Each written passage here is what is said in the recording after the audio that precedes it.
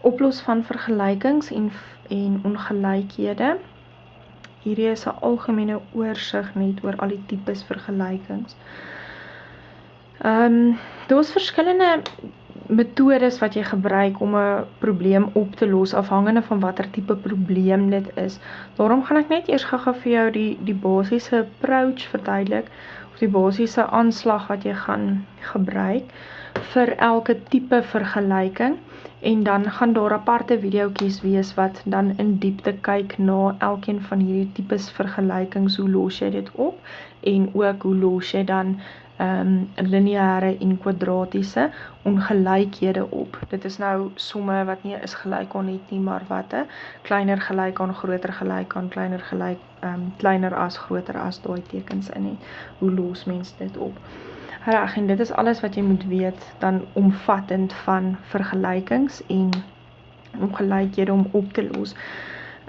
Jy gebruik hierdie oplossings in funksies, as jy besig is om funksies te teken, dis nou die reguit lyn, die parabool, die eksponensiële grafiek, die hiperbool, om die x-waardes en die y-waardes te kry, gebruik jy die metodes van oplossing daar, maar hulle vra ook in graad 11 en 12 in vraestelle vir jou, los die volgende vergelyking op, en dan gee hulle vir jou vergelykings.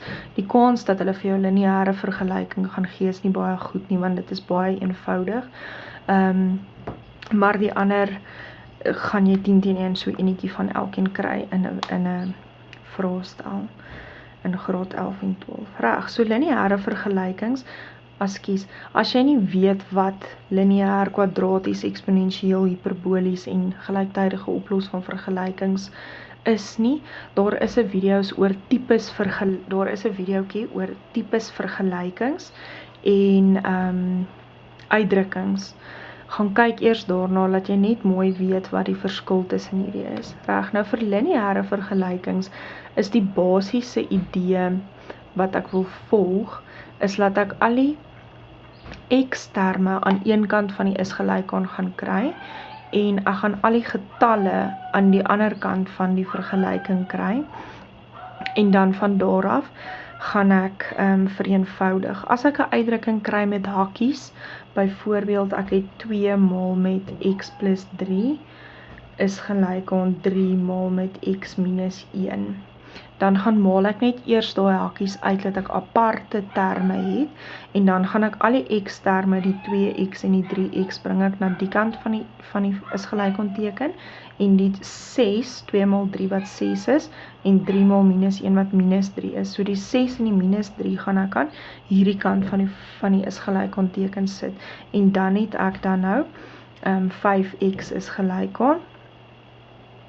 Ek probeer nou soms so vinnig in my kop hierdie doen, is gelyk aan 3, en dan kan ek nou net beide kante, dis eintlik minus x, as kies, want daai 3x gaan oorkom, so dis minus x is gelyk aan minus 3, en dan is x dan nou 3, so dan kan jy nou net van daar af eenvoudig, maar jy groepeer al jou x aan een kant, en al jou getalle aan die ander kant, en dit is die approach wat jy gaan vat om lineêre vergelykings aan te pak.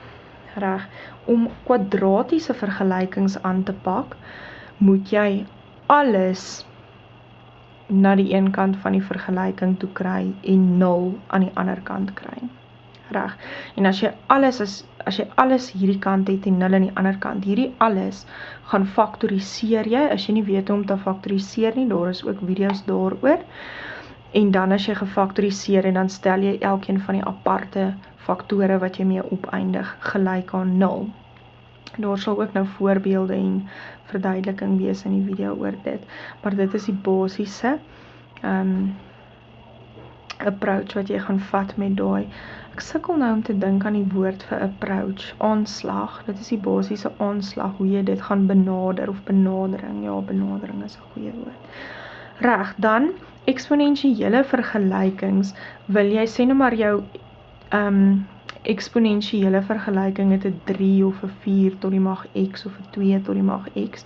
Die waantoe jy werk is om 3 tot die mag x aan hierdie kant te kry, of wat ook al as dit nou x plus 1 of x plus 2 is, maar een enkel mag aan hierdie kant te kry, en dan die res aan hierdie kant ook as 'n mag te skryf. Jy gaan die beginsel van priemfaktore gebruik. Dit is ook daar's ook 'n videoetjie oor basiese beginsels wat ek priemfaktore mooi verduidelik. So 3 tot die mag x, en dan wil ek hierdie gaan skryf in priemfaktore wat dan 10 teen 1 vir my gaan gee 3 tot die mag iets. Of as ek nou 3 tot die mag x plus 1 het, is dit ook nie 'n krisis, of 2x minus 1, maar ek skryf 1 mag uitdrukking en 1 mag uitdrukking aan die kant. En dan gaan ek van daar af daai 2 magte gelyk aan mekaar stel, en dan het ek gewoonlik 'n lineêre vergelyking, wat ek dan nou terug gaan na hierdie metode toe en net verder oplos.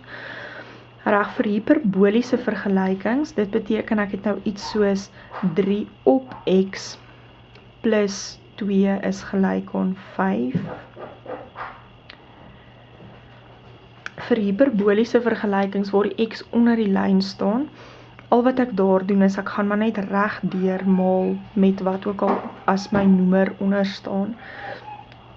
So ek maal net hierdie term met die x, ek maal hierdie term met die x en ek maal daardie term met die x, en dan het ek van daar af dan evalueer ek. As ek klaar gemaal het, dan het ek nou nie meer breuke nie, en dan evalueer ek nou my vergelyking. Nou is dit nou 'n lineêre vergelyking, is dit nou 'n kwadratiese vergelyking, en dan volg ek weer daai metodes om die vergelyking op te los. As ek meer as een tipe noemer het, sê nou maar ek het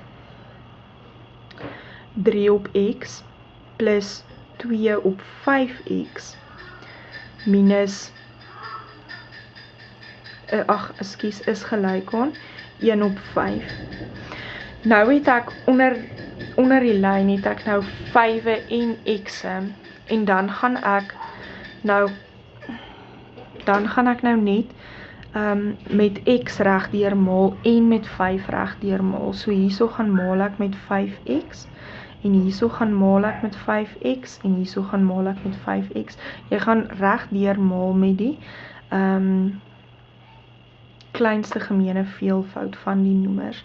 Kleinste gemeene veelvoud van die noemers gaan jy regdeur gaan maal, en dan weer eens gaan jy nou net evalueer. Nou het ek of 'n lineêre of 'n kwadratiese vergelyking, en dan hanteer jy dit as volg. Reg, en gelyktydige oplos van vergelykings is waar jy 2 vergelykings kry met 'n x en 'n y. So jy kry byvoorbeeld y is gelyk aan 2 plus x, en y is gelyk aan 3 op x plus 4. En dan moet jy gaan gelyktydig die 2 vergelykings oplos, sodat jy weet wat is x in al 2 die vergelykings en y in al 2 die vergelykings. Jy 2 antwoorde, x en y. En dan is daar 'n prosedure, daar is 2 hoofstroom metodes wat gebruik word in die skole, die metode van substitusie en die metode van eliminasie. Ek verkies die metode van substitusie. Daar is baie redes hoekom ek dit verkies. Maar daar is ook 'n videoetjie waar ek mooi bespreek hoe doen jy dit, hoe vind jy x en y en hoe werk dit. Reg, so dit is al die tipes oplos van vergelykings wat jy kry. Nou as mens werk met ongelykhede, vra hulle nie vir jou hierdie as ongelykhede sommer nie. Hulle sal vir jou lineêre ongelykhede vra en kwadratiese ongelykhede vra. Nou lineêre en kwadratiese ongelykhede werk maar baie soos die vergelykings. Jy doen maar alles net soos wat jy dit sou doen. As jy 'n lineêre ongelykheid kry, dan kry jy al die x aan een kant, al die getalle aan die ander kant, en jy vereenvoudig van daar af. Jy maak net die is gelyk aan teken word dan nou nie 'n kleiner gelyk aan teken of 'n groter gelyk aan teken. As jy 'n kwadratiese ongelykheid kry met 'n kleiner as teken, sê nou maar in, dan gaan jy net alles aan een kant kry, 0 aan die ander kant, faktoriseer, en van daar af nou so ekstra stapie nadat jy gefaktoriseer het wat onderkom. Ek sal vir julle dit ook mooi wys in die video oor kwadraties.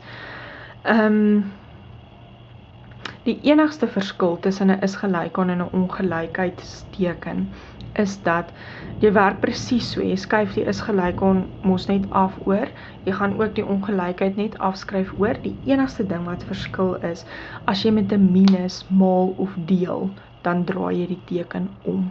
Was dit nou 'n kleiner as teken waarmee jy gewerk het, en jy het stappies en stappies, en nou maal jy regdeur met -2 byvoorbeeld, dan word die kleiner as net 'n groter as, of as jy met 'n minusgetal deel, as ek regdeur, sê nou maar ek het, ek kom uit by x op, sê nou maar ek kom uit by -3x is gelyk aan 6, en ek wil nou deel deur -3, dan deel ek deur 'n negatiewe getal, dan gaan ek hierdie groter as, gaan ek net omswaai, en dan word 6 gedeel deur -3 is -2. So dan swaai ek hom net om. Die res van die prosedure, hoe jy dit oplos, werk eintlik maar presies dieselfde.